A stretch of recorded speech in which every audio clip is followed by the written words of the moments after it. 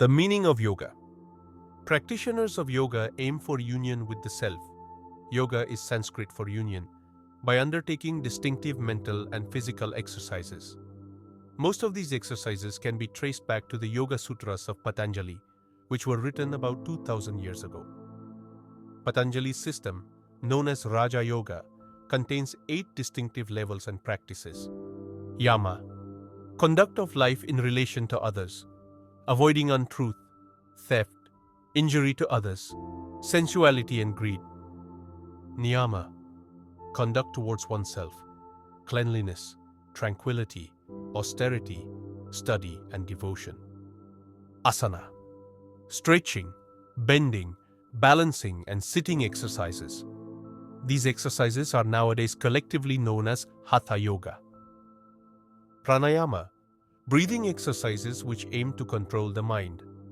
Pratyahara, withdrawing the attention from the body and the senses. Dharana, concentration of the mind. Dhyana, meditation. Samadhi, uninterrupted contemplation of reality.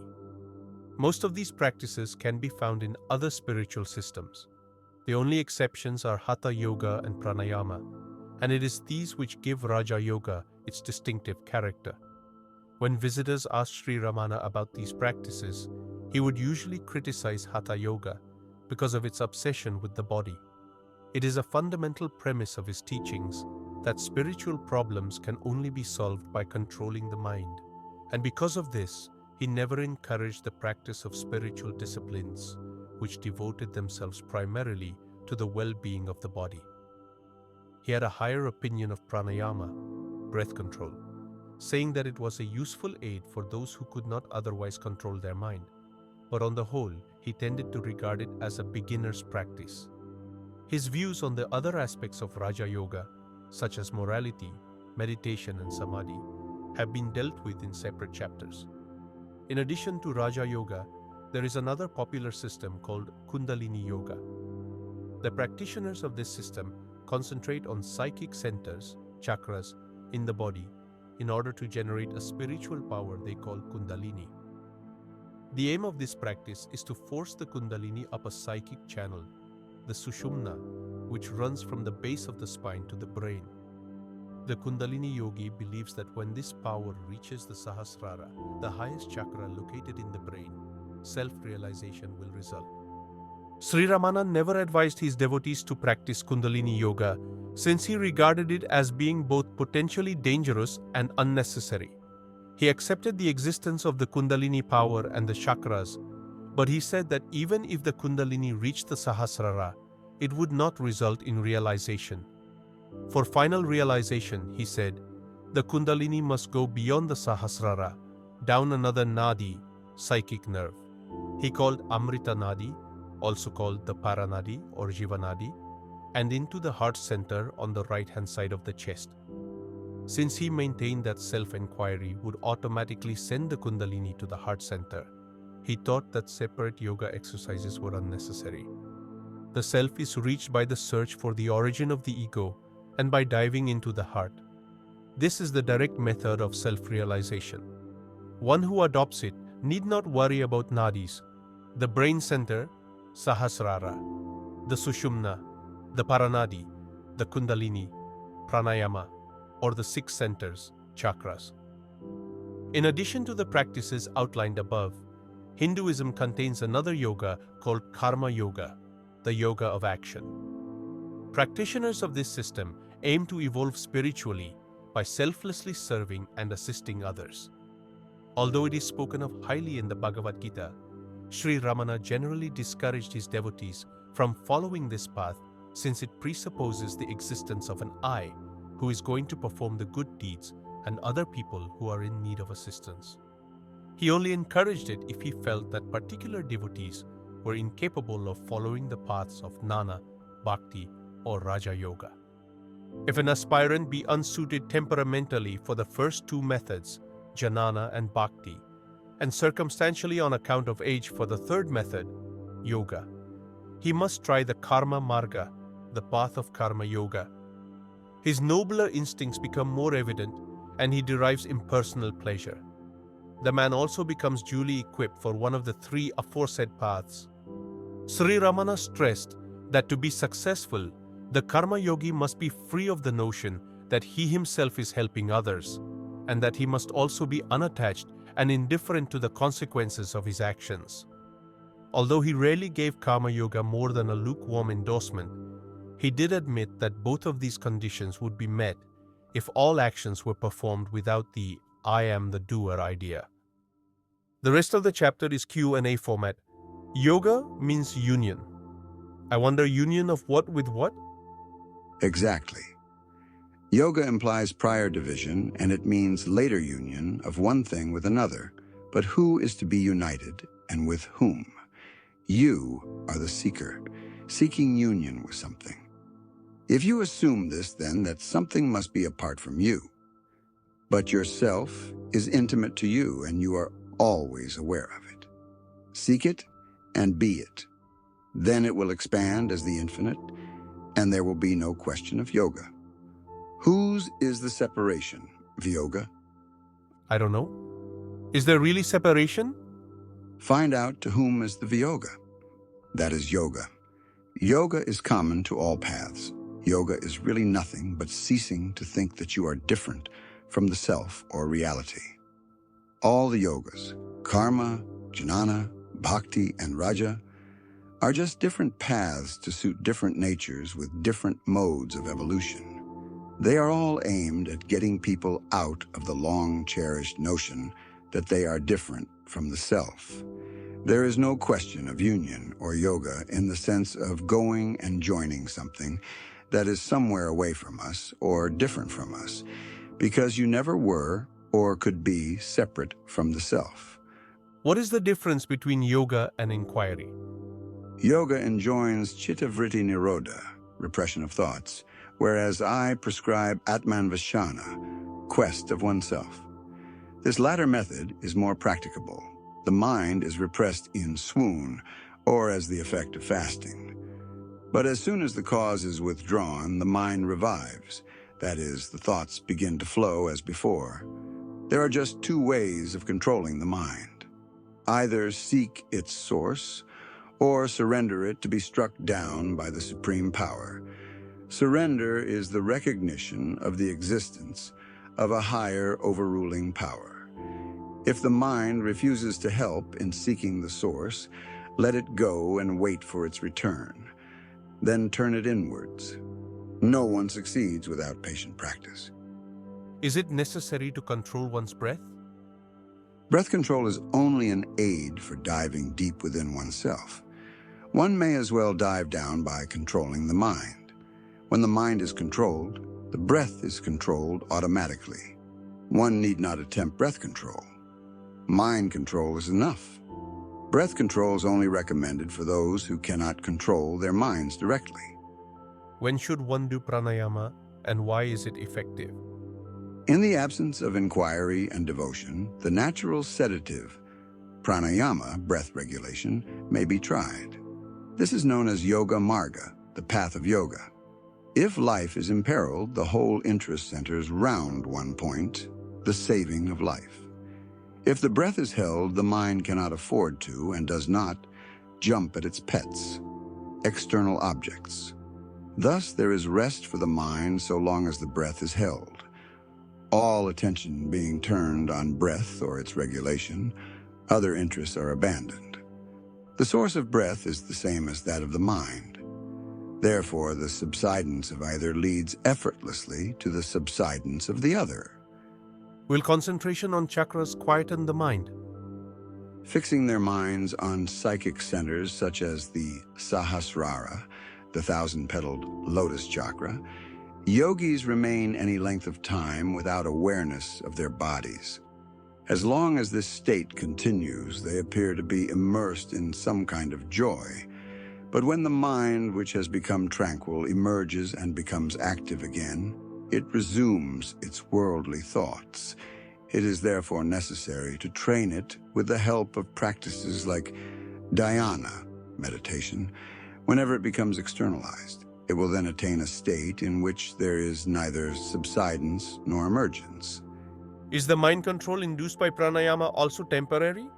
Quiescence lasts only so long as the breath is controlled, so it is transient. The goal is clearly not pranayama. It extends onto pratyahara, withdrawal, dharana, concentration of mind, dhyana, meditation, and samadhi. Those stages deal with control of the mind. Such mind control becomes easier for a person who has earlier practiced pranayama. Pranayama therefore leads one to the higher stages. Because these higher stages involve controlling the mind, one can say that mind control is the ultimate aim of yoga. A more advanced man will naturally go direct to control of mind without wasting his time in practicing control of breath. Pranayama has 3 phases: exhalation, inhalation, and retention. How should they be regulated? Completely giving up identification with the body alone is exhalation, richaka. Merging within through the inquiry, who am I? Alone is inhalation, puraka. Abiding as the one reality, I am that, alone is retention, kumbhaka. This is the real pranayama. I find it said in Mahayoga that in the beginning of meditation, one may attend to the breath, that is, its inspiration and expiration, and that after a certain amount of stillness of mind is attained, one can dive into the heart seeking the source of the mind. I've been badly in want of some such practical hint. Can I follow this method? Is it correct? The thing is to kill the mind somehow. Those who have not the strength to follow the inquiry method are advised to adopt pranayama as a help to control the mind. This pranayama is of 2 kinds: controlling and regulating the breath, or simply watching the breath. For controlling the breath, is not the ratio 1:4:2 for inhaling, retaining the breath, and All those exhaling proportions, best? sometimes regulated not by counting but by uttering mantras, are aids to controlling the mind. That is all. Watching the breath is also one form of pranayama. Inhaling, retaining, and exhaling is more violent and may be harmful in some cases. For example, when there is no proper guru to guide the seeker at every step and stage. But merely watching the breath is easy and involves no risk. Is the manifestation of Kundalini Sakti, Kundalini power, possible only for those who follow the yogic path of acquiring Sakti, power? Or is it possible also for those who follow the path of devotion, bhakti, or love, prema? Who does not have Kundalini Sakti? When the real nature of that Sakti is known, it is called Akandakara Vritti, unbroken consciousness, or Aham Sfarana, effulgence of I. Kundalini Sakti is there for all people, whatever path they follow. It is only a difference in name. It is said that the Sakti manifests itself in 5 phases, 10 phases, 100 phases, and 1,000 phases. Which is true? 5 or 10 or 100 or 1,000? Sakti has only one phase. If it is said to manifest itself in several phases, it is only a way of speaking. The Sakti is only one. Can a Jnani help not only those who follow his path, but also others who follow other paths, such as yoga? Undoubtedly. He can help people whatever path they choose to follow. It is something like this. Suppose there is a hill. There will be very many paths to climb it. If he were to ask people to climb by the way he came, some may like it and some may not. If people who do not like it are asked to climb by that path, and by that path only, they will not be able to come up. Hence, a Jnani helps people following any particular path, whatever it may be. People who are midway may not know about the merits and demerits of other paths, but one who has climbed to the summit and sits there observing others coming up is able to see all the paths. He will therefore be able to tell people who are coming up to move a little to this side or that, or to avoid a pitfall. The goal is the same for all. How can one direct the prana or life force into the Sushumna Nadi, a psychic nerve in the spine, so that the Chitjara Granthi, the identification of consciousness with the body, can be severed in the manner stated in Sri Ramana Gita? By inquiring, who am I? The yogi may be definitely aiming at rousing the Kundalini and sending it up the Sushumna. The Jnani may not be having this as his object, but both achieve the same results, that of sending the life force up the Sushumna and severing the Chitjara Granthi. Kundalini is only another name for Atma, or self, or Sakti. We talk of it as being inside the body because we conceive ourselves as limited by this body.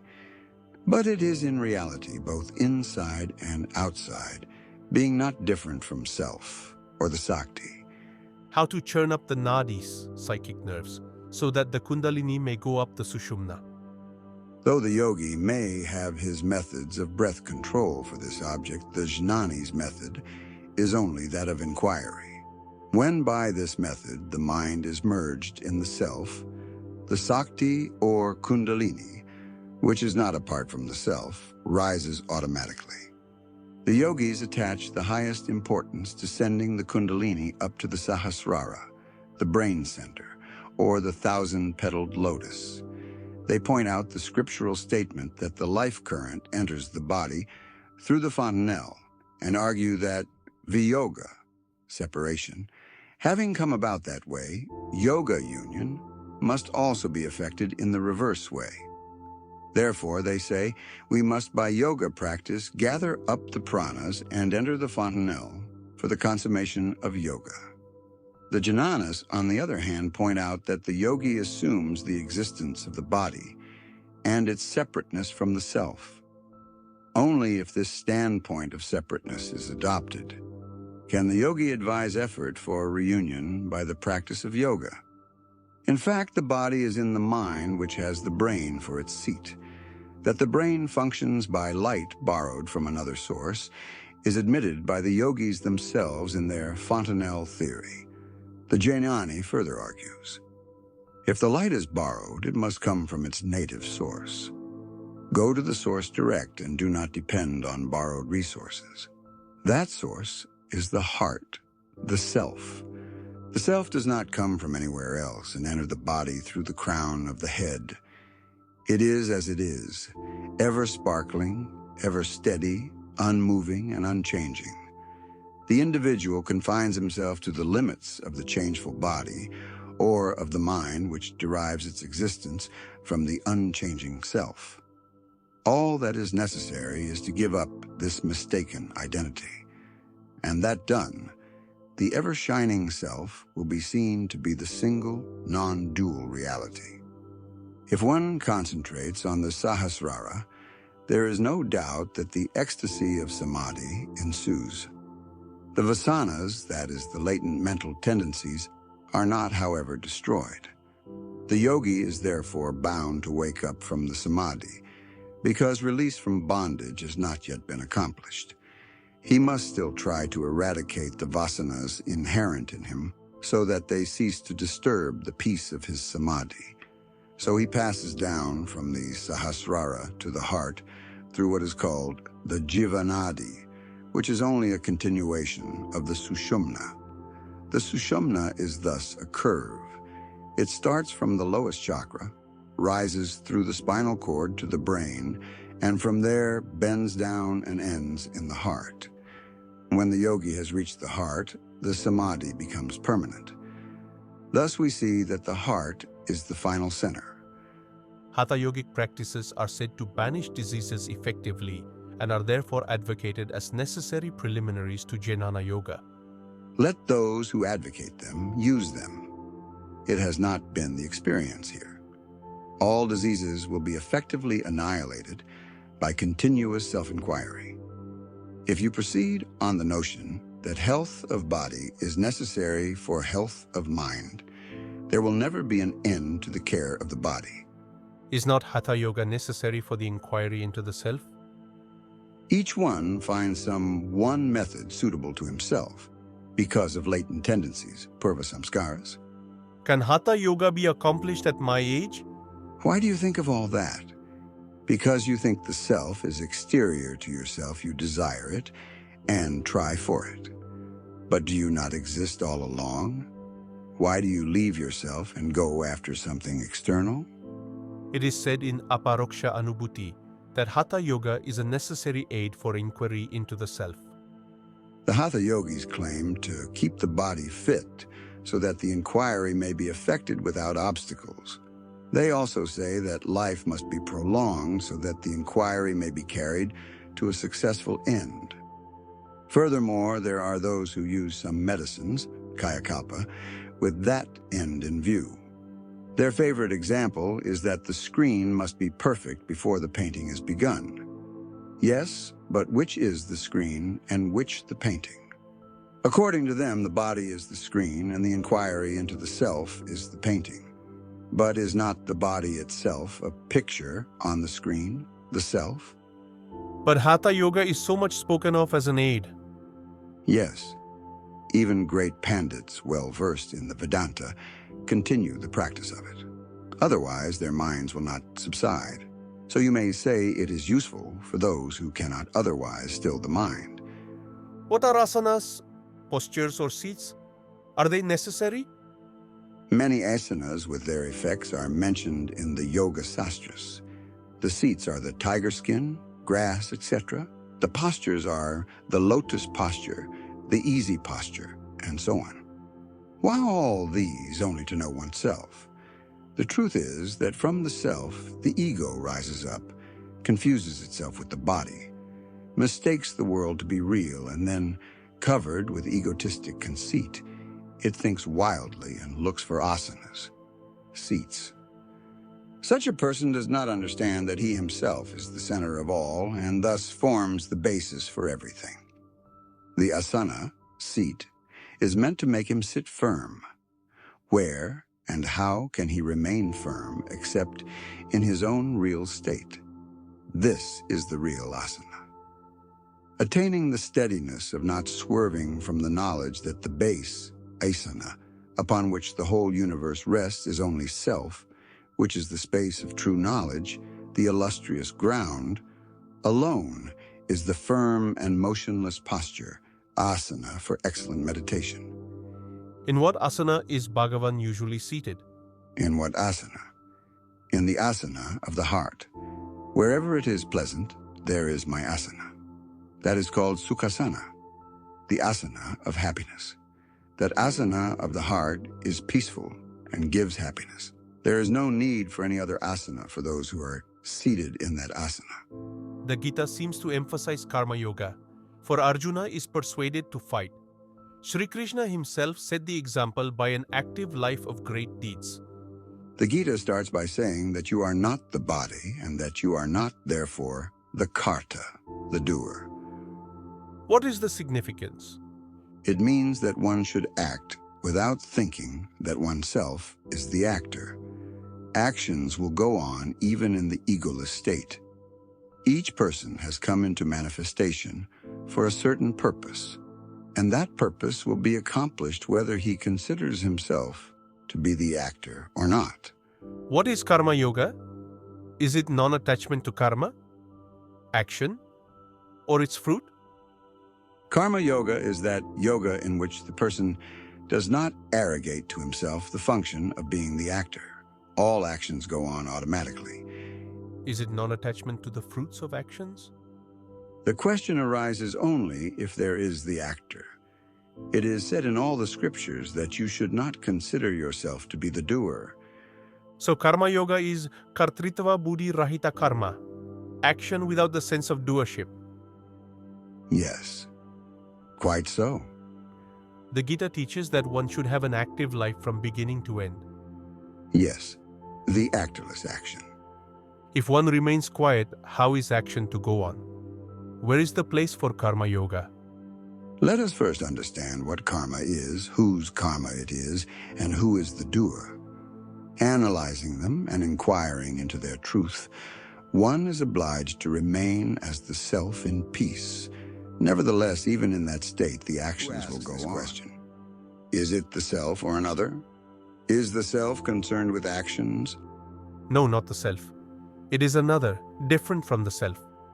So it is plain that the self is not concerned with actions, and so the question does not arise. I want to do karma yoga. How can I help others? Who is there for you to help? Who is the I that is going to help others? First clear up that point, and then everything will settle itself. That means realize the self. Does my realization help others? Yes, and it is the best help that you can possibly render to others. But really there are no others to be helped. For the realized being sees only the self, just as the goldsmith sees only the gold, while valuing it in various jewels made of gold. When you identify yourself with the body, name and form are there, but when you transcend the body consciousness, the others also disappear. The realized one does not see the world as different from himself. Would it not be better if saints mixed with other people in order to help them? There are no others to mix with. The self is the only reality. The sage helps the world merely by being the real self. The best way for one to serve the world is to win the egoless state. If you are anxious to help the world, but think that you cannot do so by attaining the egoless state, then surrender to God all the world's problems, along with your own. Should I not try to help the suffering world? The power that created you has created the world as well. If it can take care of you, it can similarly take care of the world also. If God has created the world, it is His business to look after it, not yours. Is the desire for Swaraj, political independence, right? Such desire, no doubt, begins with self-interest. Yet practical work for the goal gradually widens the outlook, so that the individual becomes merged in the country.